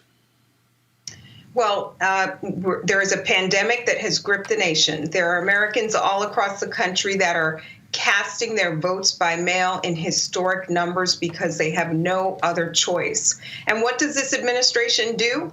They put in place a new Postmaster General just 2 months ago, Louis DeJoy. He has no experience inside the Postal Service, but he's a Trump mega donor. And in 2 months, he's wreaked havoc and chaos. He has eliminated overtime for postal workers. He's ripped up blue mailboxes from communities. He has eliminated scanning machines used to sort mail in mass. He's put in place a hiring freeze. I mean, you name it, he has done it. And he has done this with the goal of carrying out President Trump's agenda, his goal of silencing and discouraging people of voting by mail this season. So with about 75 days to go until the November election, we're not going to stand by idly and wait to see what happens. On Tuesday, we filed a federal lawsuit in Maryland. Our clients include the National Urban League, League of Women Voters, Common Cause, organizations that work every day to register people to vote. And we're arguing that Louis DeJoy's actions violate the Constitution. He is literally taking action intended to suppress people's voting rights. And he's also undertaken all of these policies without going to the U.S. Postal Commission and getting clearance for the changes as required under administrative law. So we're going to fight tooth and nail. This is one of the most consequential elections of our lifetime. And we know that this administration is bent on undertaking any action possible to disenfranchise voters. And so you're suing them. What do you want to achieve? What remedy do you want the court to put into place? Because he's already said, the Speaker Nancy Pelosi, that he has halted the changes until after the election. Yeah, that falls flat with us. It rings hollow. We're not buying his mea culpa. He needs to be held accountable. He has proven every day during his 2 months on the job that he is there to hijack and turn the U.S. Postal Service upside down, an agency that's been in place for over 200 years. And you never hear controversy about the Postal Service because it's run by postal workers who do their job. They get mail to people and they get it to them on time. So we're not buying his apology. We're not going to stand by and wait to see what happens. We're in court right now making sure that we can get remedial relief to address the damage that he has done. He has done tremendous damage during his 2 months on the job. We run a program called Election Protection. It's anchored by the 866 Our Vote hotline. And Roland, over the last few weeks, we have heard from thousands of voters who've said, you know what? I requested my absentee ballot weeks ago and it hasn't gotten here. It's election day. What should I do? And we're getting ready for the general election where we know that there are going to be historic numbers of people who are turning out. So we're not going to stand by. We need to get the U.S. Postal Service back on track, back to the status quo, and it's going to take work for him to correct the damage that he has done. All right, then. Kristen Clark, Lawyers Committee for Civil Rights Under Law. We appreciate it. Thanks a lot. Thanks for having me. Greg Carr, these lawsuits are important. This is also why I often, when Kristen is on, I tell people why we have to support the Lawyers Committee for Civil Rights Under Law. You have other legal civil rights organizations. You have NAACP, LDF. You got Barbara Arnwine's organization. These are the folks who are using the court system the same way Thurgood Marshall did and so many others. That matters. So action in the streets, action in the suites and politics and corporate America, but you got to have the lawyers too. It all works together, Roland. We know that, and I read the brief that they submitted. I think in the prayer for relief, I think it was item 7, they asked for everything that they've done so far to be reversed. Talk about Rashida Tlaib. I saw Congresswoman Tlaib standing in front of the post office, one of the post offices in Detroit the other day, saying it's not enough for them to say they're going to stop everything. You've got to reverse it now. All these mailboxes that you've taken up, all these mail sorters that you've taken up and begun to destroy. And so you're absolutely right. This has to be a full spectrum approach. It's interesting thinking about Linda Sarsour and then seeing our sister Kristen Clark. You know, it might look like those are two different kind of sets of politics, but it's all part of the same thrust and strategy. And the last thing I'll say is interesting. Julius Hobson, who actually was vice president nominee for the People's Party in 1974, went to Tuskegee. He was the first black person from HBCU to be nominated for vice president. Benjamin Spock. Remember Spock ran for president, Dr. Spock. But, you know, Hobson is known in Washington, D.C. for being one of the main figures who said it's not enough just to vote. You got to get in the streets and back those people in electoral politics with street action. And then you got to have lawyers in place for when they try to arrest you. So all of this works together. They are going to steal this election unless everybody plays their position. The lawyers like Kristen, the folks in the street, electoral it all works together. Because believe me, that's what their team is doing. They're all working together. Reese, it is going to be a battle. And I keep telling people, and you heard Michelle Obama modify her when they go high, when they go low, we go high. Let's just be honest. She modified that thing a couple nights ago because of how Trump and his folks have operated in the last 3 years. Yeah, and I'm still going lower than what Michelle said. I said, when they go low, I'm going to punch them in the face. But I do respect that First Lady Michelle Obama can't go as far as I would go. But this is an all-hands-on-deck situation. I definitely applaud the work that Kristen Clark is doing in her organization. You have different states' attorney generals that are stepping up to the plate. Congress is starting to put a little bit more pressure, and specifically the Democrats in Congress, let's be clear, is starting to put a little bit more pressure on it. But the one good thing about this obstruction and this voter suppression is that we all know it's happening. They've given us enough time to make a voting plan A, as you know, Erica has been really beating that drum about making a voting plan, but they've given us enough time to know that we have to have a voting plan A, a plan B, a plan C, and a plan D. And so that is the power of knowing indisputably what we're up against. You know, I don't know if it's enough time to reverse the damage that they've done to the U.S. Postal Service. I think that they're going to have to, just to some degree, undo some of that damage, because it's not just impacting absentee ballots, it's impacting our actual economic flow and people's livelihoods in terms of being able to get their medication. So I do think that we have a battle on hands, but you know, it's going to take all of us getting involved and making sure ultimately that they do not succeed in suppressing the vote in the way that they want to. Erica. Yeah, this is a buffet for everybody, this operation of voter suppression. And while Kristen, you were talking with Kristen, I was on Twitter and actually had retweeted something that she had tweeted out moments before she came on to talk with you, Roland, and that was specifically around now postal and service and postal employees are getting a memo saying, listen, if you don't talk to the press, and then be very suspicious of folks who are customers that are asking a series of questions. So it is that same type of paranoia. It is that projection, that whole really regime presence that has really trickled down, and they're funneling it down into all of these different levels of service. And so I think that people are really seeing, particularly folks that are in rural community, our Native brothers and sisters that are on reservations, but particularly people that have not been subject to voter suppression before, that this is an equal opportunity for all, and people are seeing how it's interrupting their days. We saw, photographs of, a mailroom in which there was still mail that had not yet been delivered since August the 7th. And here we are going into the third week of August. And so I love what everyone said around playing their role, but it's really about definitely keeping on the pressure, because as we all are really feeling this in, there's so many different layers to invalidating this election that this son of a Klansman will not try.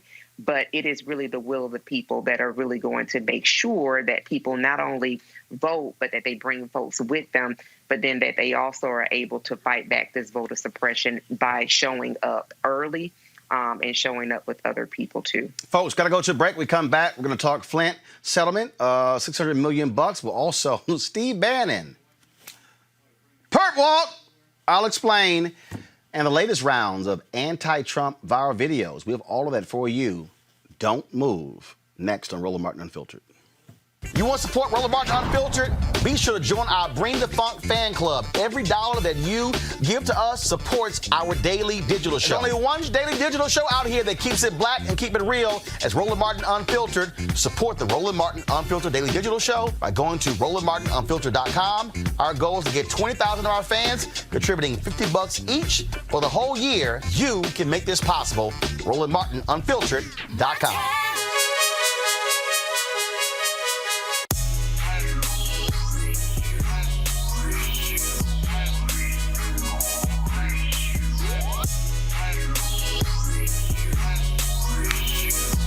Folks, the book is Seek.com. A great deal for you. They have their virtual reality headsets right here. Just simply drop your cell phone right in. You can look at the content, the virtual reality content on Seek.com right through with these headsets. Mary Spio, a sister, she is the creator of this, founder of the company.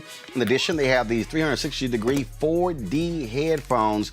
Amazing bass. You can use this for music, watch videos, also for gaming. Has a microphone, Bluetooth as well, so you can use it for your conversations. Absolutely fabulous. And of course, I love the colors of black and gold, my alpha colors. If y'all want to get these, go to Seek.com, CEEK.com. Use the promo code right here, RMVIP 2020. RMVIP 2020 for you to take advantage of these products. We support black-owned businesses right here on Roland Martin Unfiltered, and we appreciate them supporting what we do as well. Folks, in Flint, a water crisis legal settlement has been proposed. It totals $600 million and will create a victim compensation fund. Flint residents will be eligible for hundreds of millions of dollars in payments from a court-monitored victim compensation fund, with nearly 80% of the payments going to those who were under 18 at the time of the crisis, which of course began in April 2014. Now, parties to the settlement would include multiple government defendants, including the state of Michigan, the Michigan Department of Environmental Quality, and all individual state defendants, including former Michigan Governor Rick Snyder, who left office in 2018. Children are particularly vulnerable to the toxic effects of lead, which can impact brain development, and the state will create a dedicated $12 million fund to provide special education and other services for students who suffer long-term health and behavioral impact from lead poisoning. About 65% of the money will go to Flint residents who were 6 and under when they were first exposed to lead in Flint water, with 10% going to those who were between the ages of 7 and 11, 5% those who were 12 to 17, about 15% go to adults, 3% for property damage, and 0.5% to cover business losses. This, Greg, is, again, it's one of those things that, frankly, could have been averted. And the fact that here we are 6 years later, and they're just getting to a settlement, the children there were a number of women who, again, this is where all the pro-lifers, a number of women lost children because of this Flint water crisis. And these children are going to have to be monitored for the next 20, 30 years. Their children are going to have to be monitored as a result of what happened.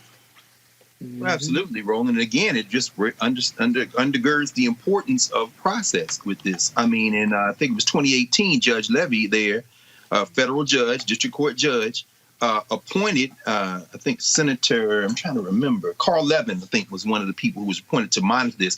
And the negotiations are ongoing with, they're going on to sue the EPA. That's one of the things in this settlement and so forth. But the point is that you have to have, this is why participating in the political process is so important. These are federal judges who are mandating this stuff, who are convening these types of entities.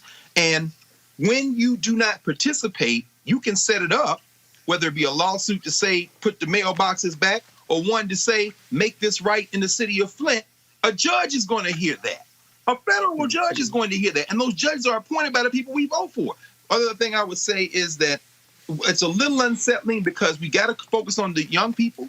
But for every dollar that goes to those 6 and unders, that's a dollar that's not going to go to the older people.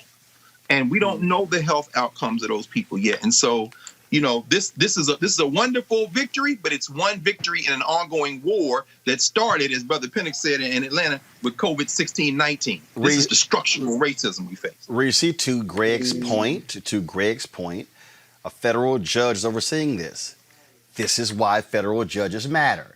Democrats don't spend lots of time talking about the judicial system. Republicans, they do, especially the evangelicals, the white conservative Christians. But the reality, this is why you want fair-minded judges who believe in what's right for the people, as opposed to far right-wing judges who are more about corporations. Right. And Donald Trump and Mitch McConnell have already gotten over 200 judges. They have reshaped a quarter of the federal judiciary for over a generation, maybe 2 even generations. And so it is a topic that is undercovered in terms of the Democratic Party. The Democratic Party, I think, is lacking in just educating people on civics, because the Republicans understand using every lever of the government to push forth their agenda, whereas Democrats do tend to focus a little bit more on personality and the big names at the top of the ticket. And so this is an opportunity to demonstrate, as you said, how it is so important that we have the next president be Joe Biden, so that we can get these judges, the next several hundred judges, appointed by a Democratic president.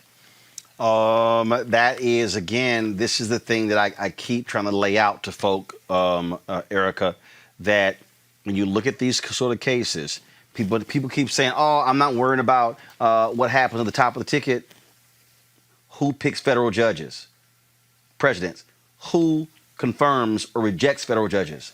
Senate. Mm-hmm. So the senators matter. Right. And, that's a unique, that is the unique quality of this show, that people are going to be educated, and that connecting the dots is a continuum of Roland Martin Unfiltered. And then we also look at with Senator Kamala Harris, Biden-Harris and the White House means that Madam Vice President Kamala Harris will be the president of the Senate, which means that she will be able to cast tie-breaking votes. And when you think about tie-breaking votes during the Obama-Biden administration, Vice President then Biden did not cast any tie-breaking votes. And we see that in this particular Senate that Mike Pence has aided and abetted getting over the finish line. One, Elizabeth Betsy DeVos, he's cast 13 tie-breaking votes. And so when we are all thinking about the federal courts and thinking about this is not just now, you're talking about in the future. If somebody has a veterans claim, when you're talking about the different divisions that are assigned to these specific courts, although someone may not see the importance on face, it does reach into all of our homes and into all of our lives. So it's not just about the ticket, it's about what we're going to be able to do with the ticket that is not focused on being an oligarchy, that is not focused on regime, that is not focused on collapsing absolute power, that is actually listening to the people and having a conversation. So this is really another fine example of why folks need to be involved in the body politic, because there is a lane for everyone and that it does affect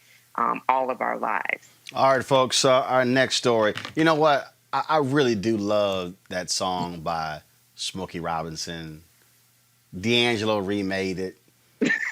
I love it when we're cruising together.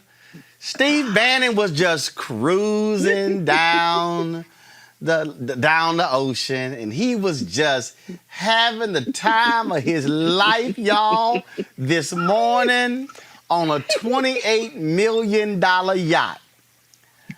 Then all of a sudden, some folk with the Postal Service just rolled up and said, "Let me holler at you." Y'all, Steve Bannon, former campaign leader for Donald Trump, top advisor in the White House. This is what he looked like a few hours ago when he was in court.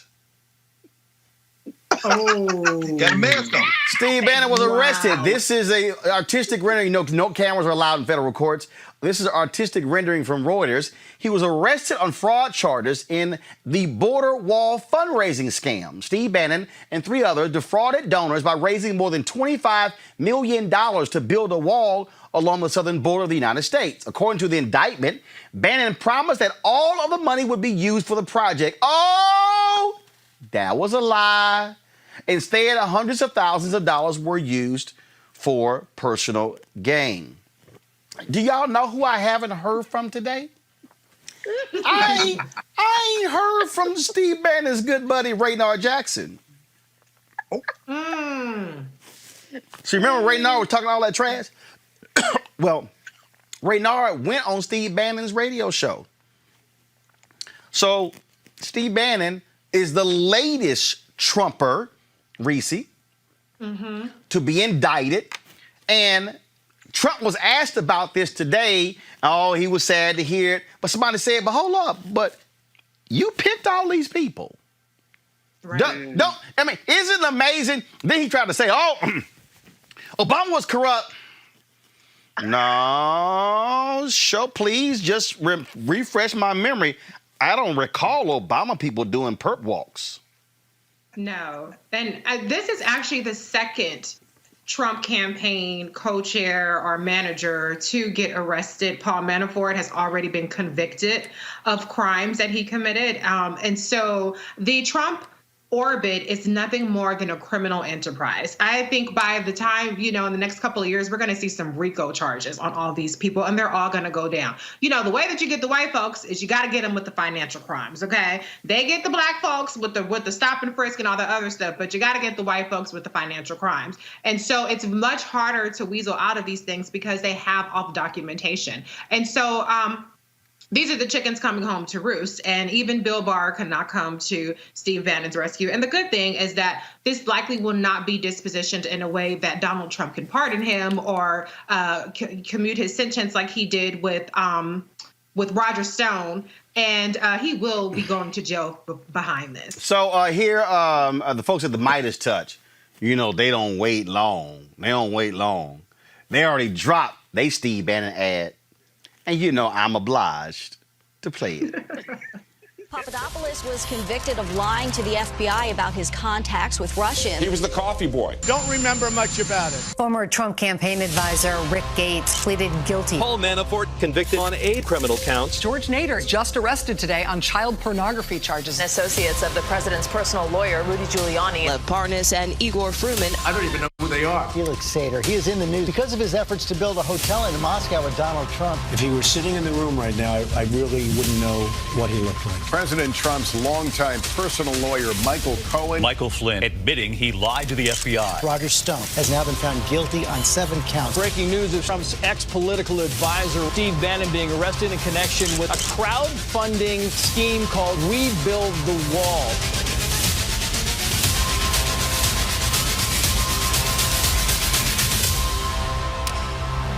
Midas Touch is responsible for the content of this advertising. Hey, Reese, I guess they might have a new slogan in the White House. I don't know.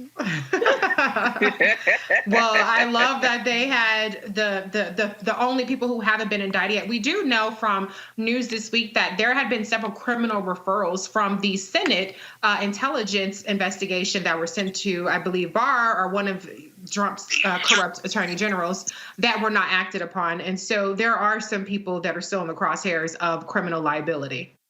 But before I go to you, Greg, you know the Lincoln Project, they had to have something to say too. Of course. And I am obliged to play it.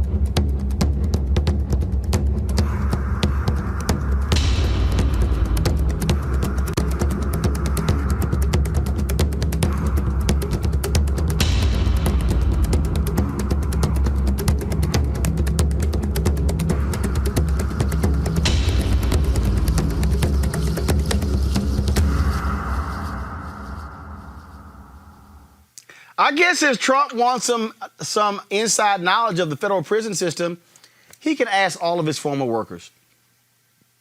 Well, I suspect, Roland, he had some inside knowledge even of this, because remember, this is the Southern District of New York. That's where Audrey Strauss is her first big case that she's announced since Toady Barr replaced Jeffrey Berman up there. I think Trump probably knew about this. And you messy for going on Twitter and putting all them boat songs on there, brother. My contribution to your list was the Hughes Corporation. Hashtag songs for Steve Bannon. Songs for Steve Bannon. My contribution was the Hughes Corporation, Rock the Boat. Don't rock the boat. Don't rock the boat, baby. Rock the boat. Don't tip the boat over. You know what I'm saying? But there's a line in there. Up till now, we've sailed through every storm. But understand that Steve Bannon considers himself an intellectual. I used to see Steve Bannon over at Capitol Hill Books right down the street from the Capitol. It's not there anymore. But this shows you that appeals to intellect, appeals to trying to think through. I mean, Steve Bannon trying to create a globalist society, all this stuff. Mm-hmm. At the end of the day, this is about naked power.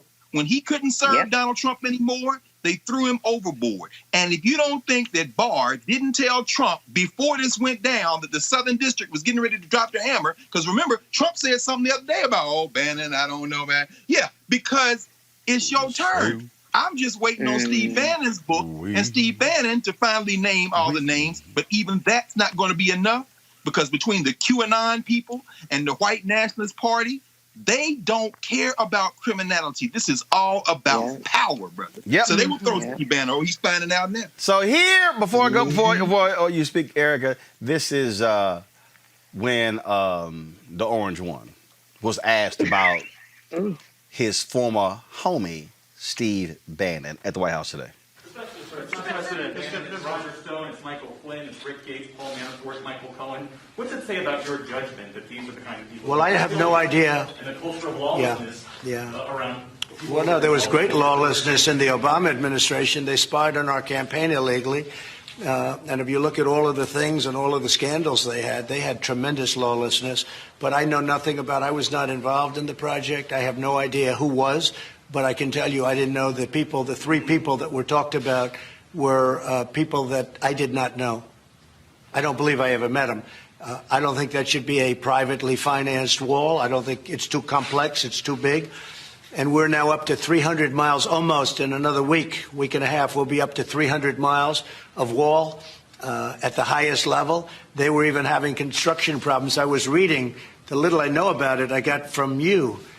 I was reading where they were having construction problems with the wall that they had a small area just to show people that they could build a wall. And they were having a lot of problems where it was toppling over and other things. And I didn't like it because I didn't want to be associated with that. We built a very powerful wall.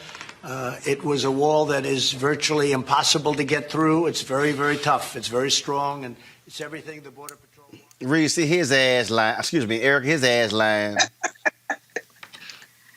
Yeah, he's the father of lies and the son of a Klansman, right? When you think about Steve Bannon, I immediately think about, and I always go back to this moment in CPAC in February 2017, where he sat on stage and said very boldly, and it was printed across many, many publications, and people talked about it, well, except for Black people, very casually, that the plan for this particular regime was to deconstruct the administrative state.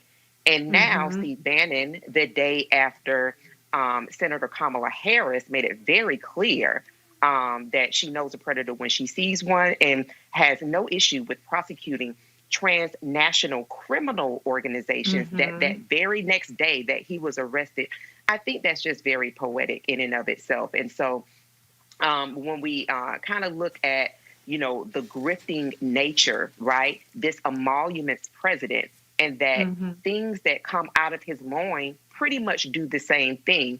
Now, interestingly enough, from what I understand, the yacht that he was on was of a Chinese billionaire. So when you think about all of the money that a Chinese billionaire reportedly tied to Chinese Secret Service. But go ahead, I'm sorry. But see, this is why you have to be tuned in to Roland Martin Unfiltered. And why all of this matters, everyone, is because while this regime, and I'm going to use the term that I love when Dr. Carr talks about toadies, William Barr, and all of those different sycophants and people that fall up under that regime, real dear leader squadron, is that when you think about what they've been doing is telling Americans, listen, $600 a month, that's too much, maybe $200. However, I'm going to be home for about 3 weeks or somewhere for 3 weeks. We'll pick it up later. These are the people that are saying that they want to make sure that corporations are taken care of. They want to make sure that they're taking care of the NRA, all of these different kind of organizations, but starving Americans. And so I think that when people see this particular regime and all of the people that come out of this regime, it is real, to me, it makes it much, much easier to cast a vote for people who actually do believe in some level of the rule of law. But I do want to remind y'all that Donald Trump said, I never believed in this project. I did not support this project. But your grifting ass son did. Your namesake. His campaign rally? I am obliged to play this video. And thank you guys for being here. Brian, thank you so much for all your sacrifices doing this and showing really what capitalism's all about, right? This is private enterprise at its finest, doing it better, faster, cheaper than anything else. And what you guys are doing is pretty amazing. It started from a grassroots effort, and it's just doing some wonderful things for an important issue. And thank you guys for being here. Brian, thank you so much for all your sacrifices doing this. So the Brian he was referencing, that's one of the people who got indicted today. So when Donald Trump says, oh, I was never down with this, yeah, but Fredo was. I don't say that about Fredo. He's not dumb, he's smart. He's smart and he wants respect, brother. Fredo was. See, y'all, there is no Michael Corleone in that I kept trying to tell y'all, this is the thug in chief. This is the thug in chief. They all are grifters. And you know who the stupidest people out there are? These stupid conservatives who just keep giving these fools money. Remember the other fools who had that Trump PAC and the fools thought they were giving money for Trump re-election and all that they were doing was simply paying themselves? I keep trying to tell, look, you stupid if you give money to Candace Owens. You stupid if you give money to Brandon Tatum. You got to be a dumbass to give money to Jesse Lee Peterson, to Steve Bannon, to all of these. That's the game they play. The game they play. And these folks just sit here and say, y'all got to understand how the game works. That's why you got all these conservative radio stations. Because what these folks do is they sit there and they sip every day. They just feeding them that stuff. Obama was weak. Obama's a Muslim. Obama was a terrorist. All this sort of stuff. And they buying into it. So they come back and they just shell out their $5, $10, $20, $25. They raised $25 million for this wall. 25 million. You can go down the line. That's what you have here. And see, now y'all understand. Now y'all understand why Trump wanted Barr in. Hell, Barr, this thing was, let me tell y'all something. If this thing was close, Barr would have told him shut it down. Right. Even Barr probably like, damn, I can't even. Hey dog. No question. I can't even fix this one. He was like, I mean, damn, man, you know, Barr was like, look, dog, damn, I mean, I done fixed the Roger Stone thing. All right, I fixed the Michael Flynn thing. But they got so much stuff on these fools, I can't even fix. Oh, but guess who also, y'all, was on the advisory committee? Eric Prince. Oh, Betsy DeVos's brother. I ain't done. Former baseball player, that racist Kurt Schilling. Guess who else? Fake-ass cowboy David Clark. Oh, yeah. So they're not All of them He were needs on. a check. Yeah, the U.S. Attorney's Office ain't done. And the post office police. I guess some does work at the post office, huh? Okay. All I'm saying, I'm just saying. So while all y'all sitting here acting a fool, you know, doing what y'all do, I just keep trying to explain to y'all, you know, okay, keep it up, y'all. These are thugs. They are grifters. That's all they know. That's all they do. And you just need to understand how they roll. I'm just trying to tell y'all. So look, and that's why they're trying to hold on, because Trump, y'all, hold up, I forgot. I got to tell y'all the last one. The damn court in New York said, Trump, no. You got to turn your tax returns over to the DA in Manhattan. Now they're trying to fight that. Y'all. But Roland, you know that problem with judges. Right, that's right. Right, but the deal though is because John Roberts set it up, so they're gonna have to appeal it back to him. That's why he won. He didn't win. They knew they was gonna do. That's right. Hey, all I'm saying is this here. When you have thug after thug after thug, y'all, I told y'all it's 74 days left in this. I got my notice today, my absentee ballot, filled it out today, mail that sucker back. Y'all, if we do what we are supposed to do, I know there's a new poll saying they tied in Minnesota, but y'all, if we do what we are supposed to do, the day after election, I'm going to be sitting here jamming to this. Crank it up.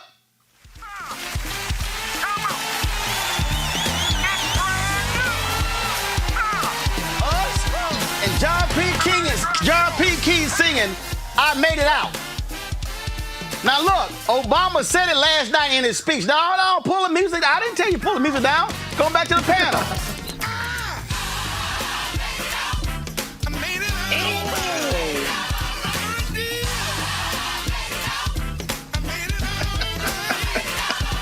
The only way this gonna happen is if y'all get registered, is if y'all vote, is if you check your registration. You got to tell every family member, every one of your cousins, everyone, you got your nephew, your niece, your aunt, your uncle, all of them, because these thugs have got to go, because we got to be out of this mess. Sing it, John.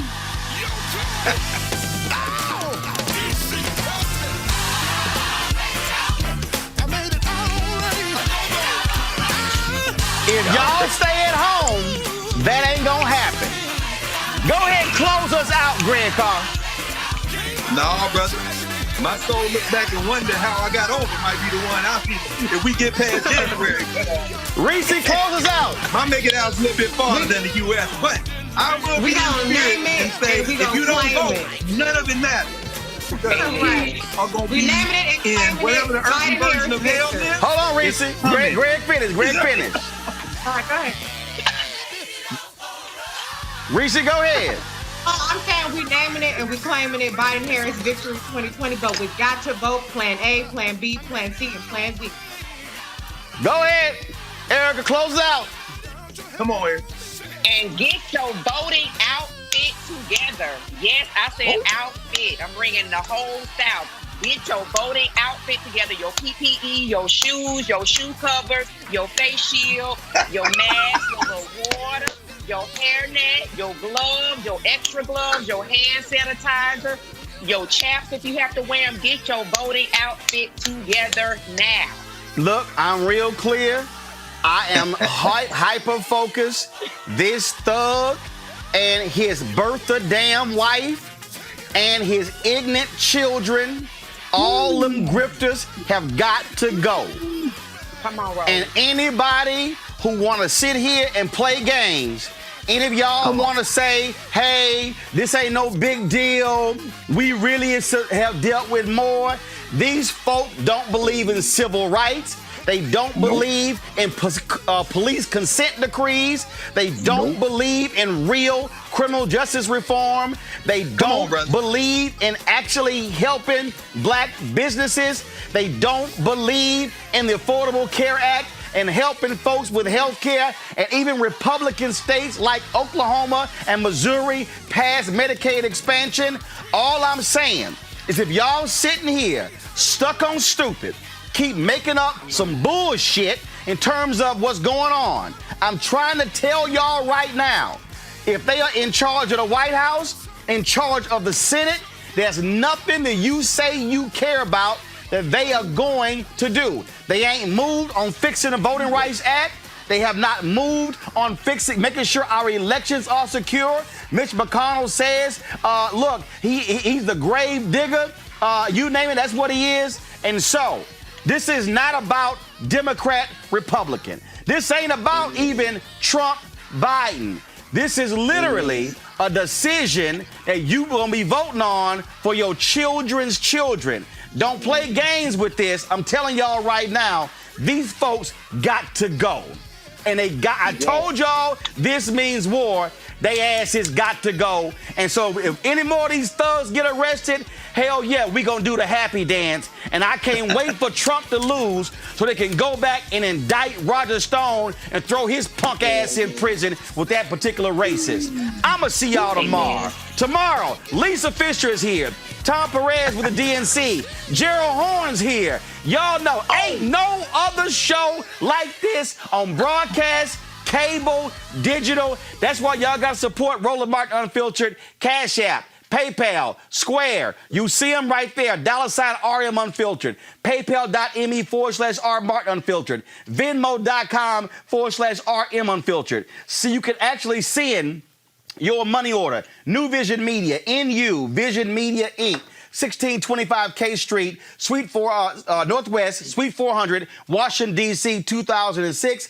Those of y'all who've given $50 or more, you get shout-outs, 521 Publications, Angela Lasky, Bernard McPherson Sr., Calvin Ray Stiggers, Carcel Borner, Charles Yates, Chris Nelson, Christopher West, Deborah Ellison, Degra and Mike Flife, Denise Hofstetter, Edwin Elmer Foster, Fritz Wise, Gregory Horsley, Joy Griffin, Karen Crawford, Maverick Davis, Melvin Simmons, Michael and Tracy Page, Mom Chambers, Paula Does, Pearlie Crane, Ralph Miller, Ralph West II, Rebecca Gutierrez, Rodney Cutter, Cheryl Dugan, Shalindra Shakur, Sonia Gibson Holmes, Stacy Crowley, Star James, Stephanie Hathaway, Stephen Riggins, Stephen Stokes, Terry McClellan, Virgie Pritchett, Yvette Prayer. And look, I know we target African Americans, but I got white women. I got a dude from Spain who's white. I got folk from Canada and the UK watching our show. Even one of our white brothers sent me €1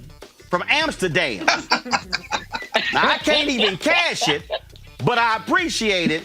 And so all y'all on YouTube, y'all can give as well. I'm trying to explain to y'all, there's no show like this. And if we got to have our own place, to have our own conversations, to speak to our issues, and the beauty of this here, we don't ask nobody else's permission who we book and what we talk about. So if y'all got a problem with me booking Linda Sarsour or booking Kristen Clark or booking Jason Wright or booking any of these people, well, go get your own damn show if you want to book your own guests. I'ma see y'all tomorrow.